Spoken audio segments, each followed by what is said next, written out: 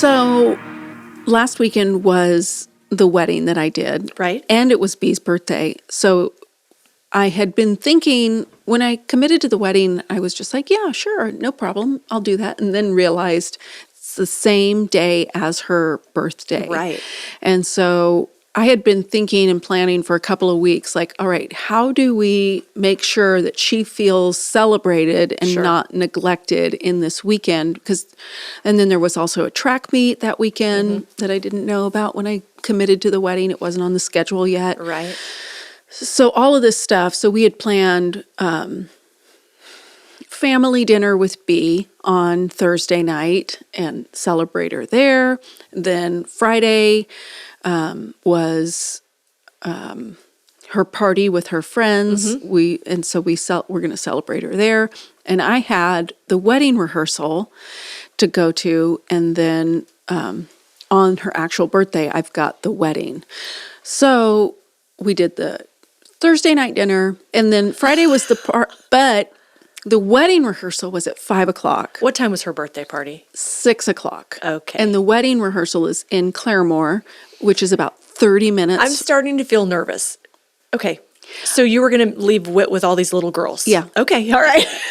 Okay. Go ahead. So I talked to Whit, and I was like, all right, Whit, this is how this is going to have to go. I don't see another way around it. When did you talk to him about this? Like you gave him advance notice? I gave him lots of advance notice. Like we had talked about weeks before, let's make sure that we're celebrating B on this weekend. He's like, yes, absolutely. Okay. And then talking as we got closer to it with things that were going on, okay, we have to do the birthday party on Friday night or it's not going to happen. Sure. So, and he was all on board, and I had ordered the cake, had everything ready, and so I have to leave at 4:30 to go to this wedding rehearsal, and I was like, you have to be at the party place. It's a jumping party. You have to be at the party place no later than 5:45 to be there to greet the guests. I just knew this was coming. Okay, go ahead. Which is not His Whit's nightmare, game, yeah. is to greet the guests and all these little girls. And, Yeah. you know, I've messaged them about signing the waivers that you have to sign. So But if they don't have one, he's got to talk to them Yes. about it. And, you know, you got to get checked in for the party. Here's the cake and all the things that you need. And so you just get over there. I'm at the wedding rehearsal. It's supposed to start at 5, but the way wedding rehearsals go, Yeah. there were people that were late showing up, and you've got to figure out where everybody needs to be. And so that is going. So right around 5:50, 5:55, I get a phone call from Whit, like, we're going to start practicing going down the aisle and doing the whole thing. And I get a call for Whit. I'm like, sorry, guys, I got to take this. It's an emergency. And Whit calls, and he's like, okay, they can't find our party anywhere. Oh, no. They don't have a reservation. And I'm like, so then I'm on my phone, searching my emails.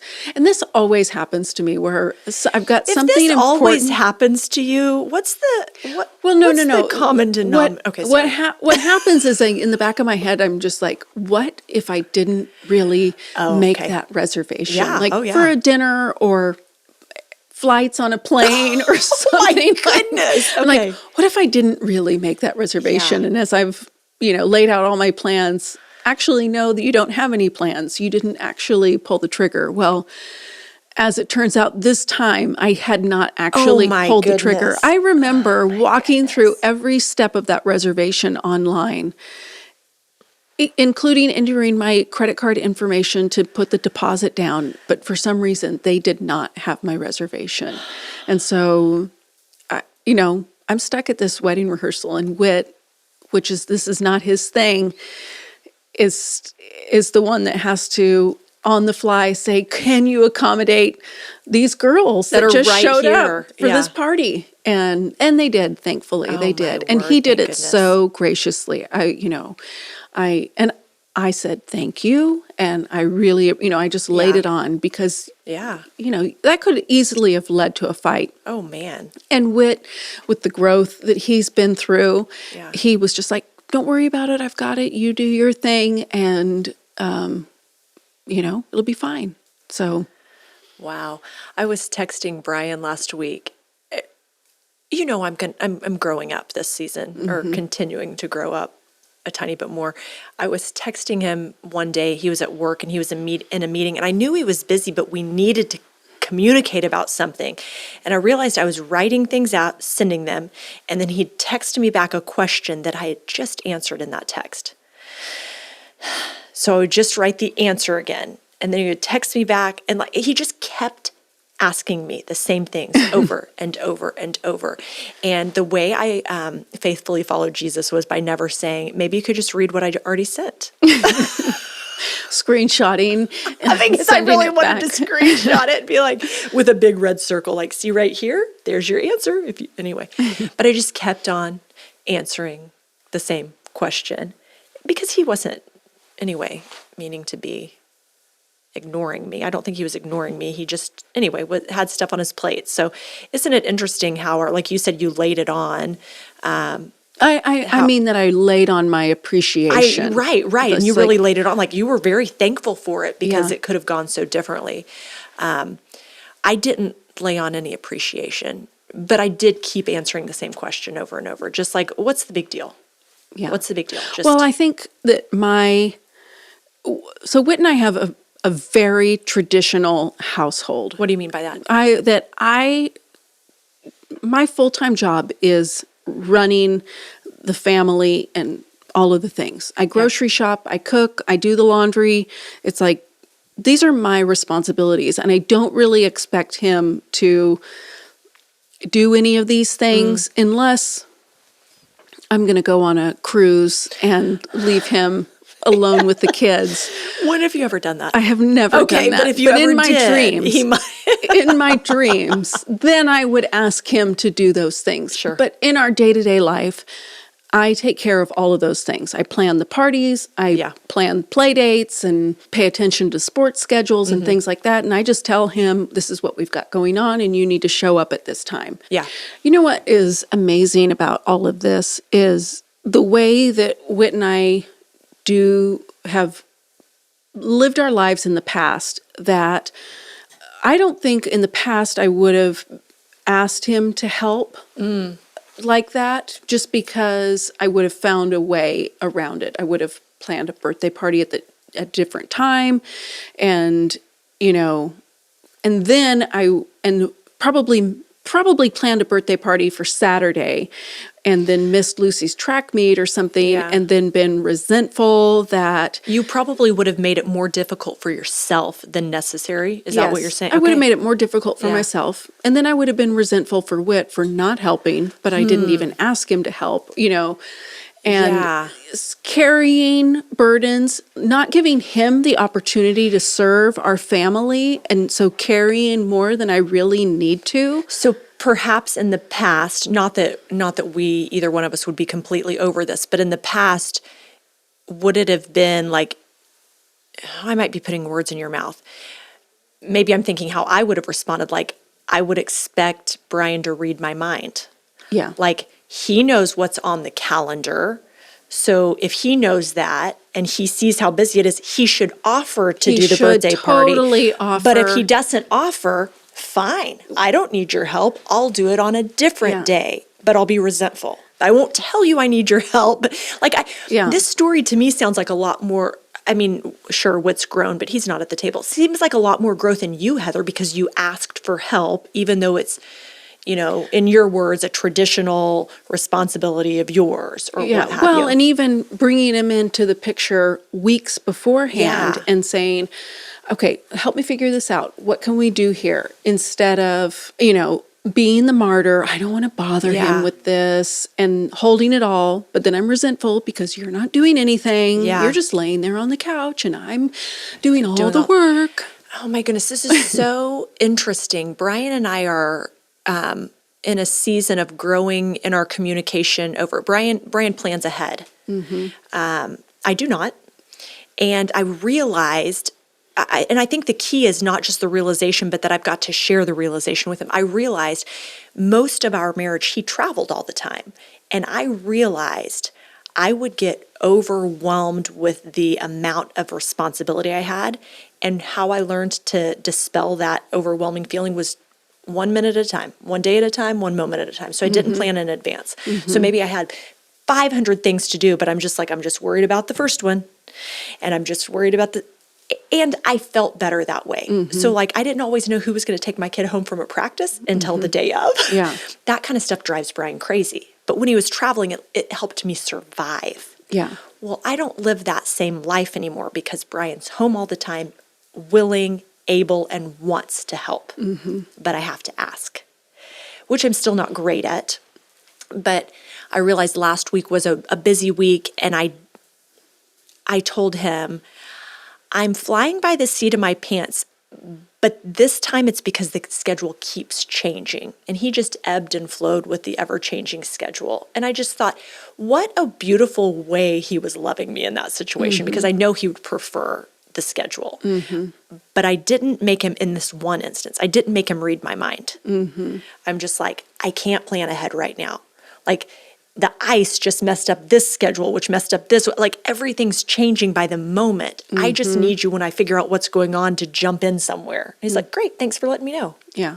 Which I totally noticed with the whole party fiasco was again, really graciously loving me in my mistake that years before would have been, me on the phone while he's out in the car. Yeah. I'm just, please, I'm not trying to disparage Whit. This is our unhealth years ago. And he would be like, I'm out and I'm on the phone from 20 minutes away trying to figure it out. How do we make a party happen or something like that? I wonder, Heather, if this is super common, like, because we're both saying we're different people with very different personalities, but I'm hearing the same thing. And this kind of expecting people to read your mind. I think one of the times I felt most loved by you, which in hindsight is really silly because it was so easy, was when we've talked about it on the podcast, when I had hip surgery and I had all the things, all the plates I'm trying to spin, and it was like, it's almost time for the surgery and there's no one to get Eleanor to her dance recital. Yeah. And, she's probably only going to be a dancer for 1 year. True. It's going to be her one and only dance recital. I want to be there, but I can't. Yeah. Like, I'm just post-surgery. Brian was coaching her basketball team at the time, and her little team was playing somewhere else. So he's coaching my parents couldn't go, and because of COVID things. And I just finally was like, Heather, will you take Eleanor to her thing? To me, to ask for help is weakness. It just, and we know I don't like weakness. I want the big bravado. I feel insecure. Like, what if I ask and I'm rejected? Yeah. Well, which is so silly. And I feel the same way too. And it's not always, and it's not necessarily, I don't think I feel weakness. It just, maybe I feel like I'm going to owe you something. Interesting. If I ask you for help. Oh, that's funny because I never feel like I'm going to owe you. Sorry. But I do feel weakness. Yeah. I can be, if I ask you, if I don't make you read my mind and I actually ask for it, I could be rejected. And in reality, like, why would you reject me over that? Like, you're either free or you're not. Yeah. And in either case, it's not a personal rejection. Yeah. But that's something that internally, it's an insecurity that I have. But anyway, you took her and you took pictures and we had a great time. May have fixed her hair. Watching her dance. Loved every minute of it. But just fascinating how just being honest, it really goes so far. You know what I think? What we're both saying is when we have, in the different ways and the reasons why we do it, expecting our husbands to read our mind or people in our life. Yeah. And just to figure something out. And then we're resentful when they don't read our mind. But being honest with either our feelings or what we've got going on or the busyness of our schedules, things like that, is allowing people to love us. Yeah. And Yeah. I don't think that we do that enough. We want to be loved. We want to be seen. We want people to take care of us, meet those needs, but we are too prideful to ask for it. And we're like, you need to just figure it out. You need to figure out how to love me. Don't you know me well enough by now that you would know what I need? Don't you, if you really loved me? That tone's amazing. Well, that is what's happening in my head. The recorder in your head sounds like that? Oh, the resentful Heather that lives up here. Yes, she does sound like that. Yeah. That if you really knew me, Yeah. you would right now be fixing dinner for me. Oh my goodness. No, I wouldn't actually. Goodness. That's not it. If you really knew me, though, you would be doing something Does for the me. resentful Heather in your head ever say, like, if I'm over for dinner, does the resentful Heather ever say, if you really knew me, you would get your own drink? Because you get me my drink every single time. I do know where the glasses are. No, I don't. No, because I don't. I'm just like curious doing because all I would those love, things. I would love like to get my doing own all those things. water if it matters to you, but if it doesn't matter, I'm going to doesn't let matter you go to ahead me. and keep No. getting it. So my love language is acts of service. So when you come over, I do not mind one bit getting your drink Not for even you. a tiny bit. Not even a tiny bit. I don't even mind. I'm making you a dinner. I'm getting you a drink. Let me serve you and just show you how much I love you. Hold that thought. Don't forget where you're headed with that. But I don't know if we've ever shared this story or not. So in case we haven't, we were at a party one time years ago, a big cookout with lots of people. And at the end, everything's like wrapping up and you're in the kitchen cleaning, washing dishes, just doing stuff, just helping. And I was in there just talking. And you looked at me and you said, listen, you don't have to wash the dishes, but if you're not going to do something, you cannot stay in here. Go outside and talk to the people because that's what you're good at. Just go out there because you look rude while you're staying.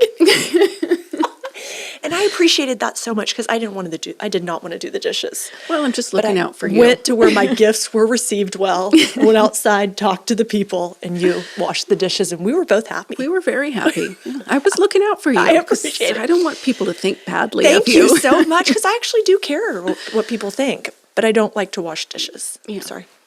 So anyway, my love language is acts of service. So usually there are quite a few chores around the house that need to be done that in reality I might be able to do myself, but there's some things that Whit prefers to do, like hanging pictures or something like that. Like, if I'm going to hang pictures, I'm going to eyeball it. I know you are. Yeah. Just gonna think, this looks about right. And the end result is about 5 different nail holes. Sure. Covered up by one picture or something like that. So I am not allowed to hang pictures. He prefers to do that. Yeah. But they will sit there for a long time and I have to keep saying, maybe today we could get those hung up or something like that. So sometimes Whit will come home and he'll say, what do we need to get done around here this weekend? And he's got on his mind, let me fill up your love tank. Yeah. And do some acts you'll of fill service. up my love tank. Yeah, do some acts of service around here. Where was I going with that story? Don't know. Part of all of this in Whit and I's relationship, and this goes for every relationship, but marriage is probably the easiest example, is being able to ask for help, being asked for what you need so that you do feel loved, to be honest with your friends or your family and saying, this is what I need right now. This is how you can, if you want to use those words, this is how you can serve me, or this is how you can love me. Yeah. Is by doing this or saying this or whatever it is, that giving them the opportunity to love you. You know, Heather, it reminds me of that week in COTMU where we talked about spiritual warfare, and it's not always what you think it is, where it's not always, praying and battling. Yeah, battling in prayer and things like that, but it is choosing to move towards one another in a relationship. And, different than a marriage example, I think this example might stand as well. A few months ago, Chase came to Brian and I really frustrated in our lack of understanding of his desire to have more freedom. And this is a teenage thing, like pulling away. He used the example of all of my friends a couple of times, to which Brian was like, I really could care less about any of that. So explain it to me in a different way. And he was wanting more freedoms with his time, how much time he has on his phone, just normal teenage things. And Brian said, Chase, I actually want what you want. And I was just like, oh my gosh, no, we don't. I don't want him to have no restrictions. Like I was like listening, like terrified. And he was battling in spiritual warfare with Chase. But he was like, I actually want what you want. I want, as you grow up in this house, before you leave, I want you to have every freedom in the world. I don't want you to turn 18, go to college, and you've never been able to do anything, and then you just go crazy. Yeah. I want to guide you into a place where you basically have no restrictions here in our home as you get older. But with more freedom comes more responsibility. And so I'll do this with you. You want no restrictions? Great. We can start this immediately. No restrictions. Take your phone, take it upstairs. You can have it in your bedroom. You could keep it all night, do whatever you want. But the responsibility side will be, I will never remind you to do another one of your chores. And if you ever don't do them, then I'm just going to get rid of the phone. I'm not going to pay for a phone. I'm not going to let you have, I'm not going to do this. Like, that's fine. You want freedom. I want you to have freedom. I don't want to remind you to do the dishes ever again. I don't want to remind you to finish your laundry ever again. I don't want to remind you to turn off the video games after however much time we've given you ever again. But if I don't remind you and you fail, then this agreement is over and we just get rid of the phone. So you want to start now? She's like, oh. But instead of Brian just saying, no. Yeah. Nope. You're wrong, Chase. We aren't going to do it that way. Brian's like, I want that for you also. I'm not sure you are yet mature enough to do all these things without my help and my reminding. And I'm willing to help you and remind you and help you grow up. So choice A or choice B? And Chase decided to stay with his current level of restrictions. Yeah. Because he does try to remember to do all of his chores, but he's a teenager. Yeah, their brains aren't even fully developed. And he wants to get away without doing the dishes. Yes. A couple of times a week. Yes, because occasionally I don't notice. He walks past that full sink and up to his room and I don't notice. Yeah. And I don't call him out on it. But anyway, I just thought, oh, wow. And then it helped me, Brian in that moment helped me change my view of parenting. Like if our end goal is that we would release you into the world prepared, then it's not so much me against Chase. It's Chase and I together against sin. Mm-hmm. It's Chase and I together against temptation. It's Chase and I together learning responsibility so he can walk in more freedom. And it means I need to be nicer and more encouraging and more helpful and still hold firm to boundaries. Yeah. So it works not just in marriage, but in relationships of all sorts. Mm-hmm. He would have been resentful and we wouldn't have known why. Yeah. But he was brave enough to tell us what was going on, and then we're able to negotiate and work together. And turns out nothing changed, and he's happier because of communication. Mm. It's a wonderful thing. It is a wonderful thing. So for today, we're all getting along. We'll have a story for next week, though. That's right. Give us some time.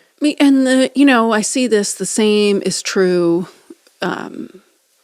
for me and my kids, for Whit and I, that when I am honest about what's really going on in my life, I see this in my friendships, that there isn't room for resentment or jealousy or anger or envy or any of these other things when we are facing each other or standing shoulder to shoulder. Right.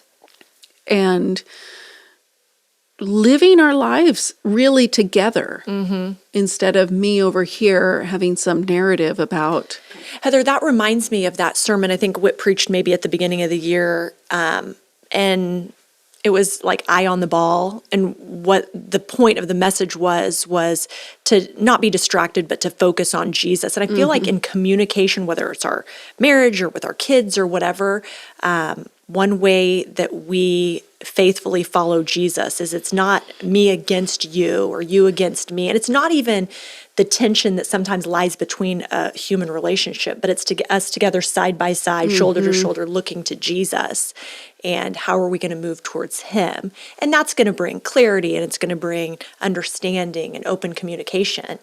But man, it takes away some of the hurt feelings and resentment and the guessing game of, well, why did they do that? Why did they say that? Or, the internal recorder in our minds that cause our insecurities to rise up. But instead, we're together going to move towards Jesus. It takes care of a lot of these problems we seem to face over and over. Yeah, you said something about when we are against each other, it makes insecurities rise up and things like that. And I think that's what keeps us isolated. And you back out, you retreat. If you're talking about spiritual warfare and this causes you to retreat, that this is what we are hungry for, is relationship. And faithfully following Jesus in the season that you're in